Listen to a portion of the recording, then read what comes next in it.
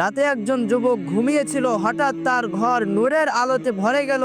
ভয়ে সে জিজ্ঞেস করলো, আপনি কে? সামনে দাঁড়ানো ব্যক্তি বললেন, আমি মৃত্যুর ফেরেশতা, আজ তোমাকে নিতে এসেছি। যুবক কাঁদতে কাঁদতে বলল, আমি এখন মরতে চাই না, আমার তো আরো অনেক সময় বাকি। ফেরেশতা উত্তরে বললেন, তোমার নির্ধারিত সময় শেষ হয়েছে, যদি কোনো শেষ ইচ্ছা থাকে আমাকে বলো। যুবক বলল, আমাকে প্রচুর খাবার আর টাকা ভর্তি একটি ব্যাগ দিন। ফেরেশতা তার সব ইচ্ছা পূরণ করলেন এবং বললেন, এই খাবার আর টাকা শেষ হলে তখন আমি আবার আসবো তোমাকে নিতে।